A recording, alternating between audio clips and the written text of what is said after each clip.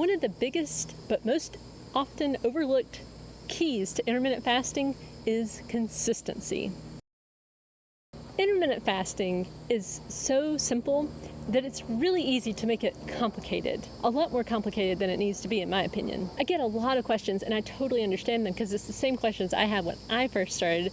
People are asking like, well, how much half and half do you put in your coffee? And, what if I have a piece of gum? Is that going to break my fast? And it's like you're not seeing the forest for the trees. Don't get bogged down in all the details of, will this tiny little bit of stuff in your coffee break your fast? Or, focus on the big picture, which is, are you sticking to your fasting window? Day in, day out, over time. To me, I found that to be the most important part. So what I told myself in January 2016 was, I am not going to worry about the foods and everything. That can come later. The main thing I need to worry about is the intermittent fasting. So just don't eat during the fasting window and eat during the eating window, and that was it. When I simplified it like that, it made it much easier to be very consistent because it was easy to know, am I sticking to the plan or not? And then if you look at how my weight went in 2015 versus 2016, in 2015 I wasn't being consistent at all. I was doing all sorts of things, trying to figure out, macros and all this stuff, and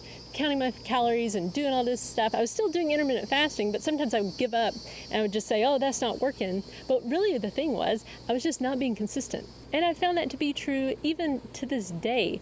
If I'm, hitting a plateau, why I hit a plateau 9 times out of 10, it's because I haven't been as consistent with my plan. I've had a lot of off days. So here are a couple of things that I do to keep myself consistent. The first thing I do is every day I ask myself, did you stick to your plan yesterday? It's a task on my Asana checklist, and that's just a little thing that keeps me accountable. And I found it to be very important because it raises my awareness. Like, am I having a lot of off days? And you have to be very honest with yourself. And I'm very strict with myself in answering that question. For example, even if it's something like my 5-year-old brought me a strawberry and it was during my fasting window, and he says, hey, Mom, will you eat this strawberry with me? It depends on the situation, but I might go ahead and have that strawberry. But the next day, when I ask myself, did you stick to your plan yesterday? I'm going to say, no, I did not.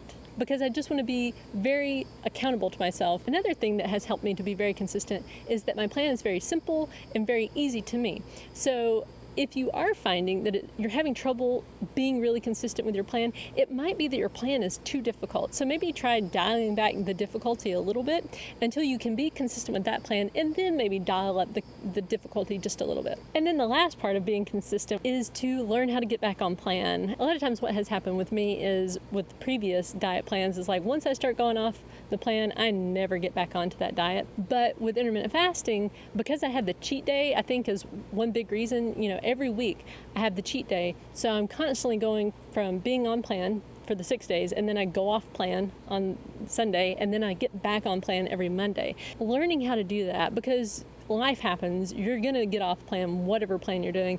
Learning how to get back on to plan is the best way to learn how to be consistent. It's more about being consistent over time. If you can hit it 80% of the time over the long haul, you're going to be much better off than if you just pick something that you can only stick to, maybe 100% consistency, but only for a few months. And if you're really good at being consistent, let me know in the comments below, how do you keep yourself really consistent with a diet plan? I love it when people share these tips because I know so many people get a lot of value. Sometimes I get more value out of the comment section than I do out of the actual video. Thanks for watching. Be sure to like, comment, subscribe down below.